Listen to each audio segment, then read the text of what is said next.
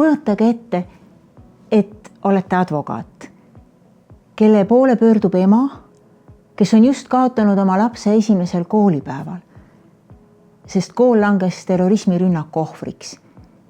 Ja teie riigi võimud ei võtnud midagi ette, et lapsi päästa.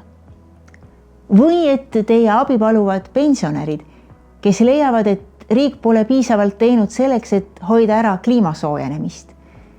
Ja väga kuumade ilmade tõttu kannatab igal suvel nende tervis ning elu on ohus. Või et teie nõuannet vajab murest murtud inimene, kes on saanud anonüümsete ja vihakõnest tulvil kommentaaride ohvriks suurimas internetiuudiste portaalis. Kui soovite teada, kuidas tulevase eksperdina nendes ja paljudes teistes olulistes inimõigusi puudutavates olukordades inimesi aidata, väärtuslikku juriidilist nõu anda ja vältida uusi inimõiguste rikkumisi, siis tulge minu loengusse Inimõigused Euroopas.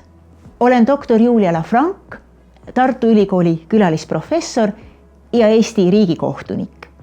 Lisaks veel Euroopa pettuste vastase ameti OLAF menetluslike tagatiste kontrolöör.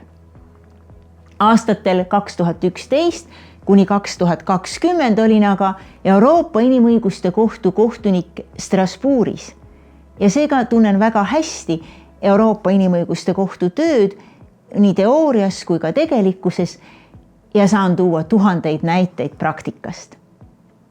Kuid räägin oma loengus mitte ainult inimõiguste kaitsest Euroopas, vaid ka märksa laiemalt rahvusvahelisel tasandil. Samas, kuivõrd oleme kõik siin Eestis, imelises Tartus ja Tallinnas, siis kasutan kindlasti võrdlusena palju ka näiteid Eesti õigusest. Minu loengus õpite orienteeruma eluliselt ja juriidiliselt huvitavas õiguse valdkonnas, mida inimõigused kahtlemata on. Õpetan teid vaatama nii õigusakte, konventsioone, rahvusvahelisi dokumente, kui ka lugema kohtupraktikat ja lisaks veel parimat õiguskirjandust. Õpime koos, vestleme, arutleme aktuaalsetel teemadel, teesinete ka ise ettekannetega ja lahendate kaasuseid. Olukord on praegu maailmas väga keeruline, kuid õiguse üldpõhimõtted, inimlikud väärtused ja inimõigused peavad jätkumalt olema ilma igasuguse hinnaalanduseta tagatud.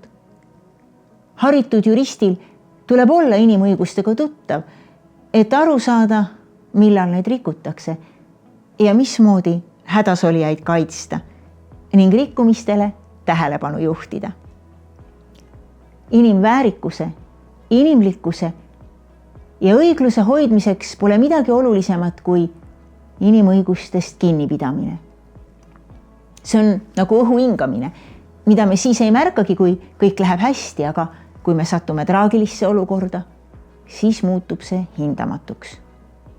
Seepärast on inimõigusi vaja pidevalt tunda ja kaitsta. Kohtume peatselt minu loengus.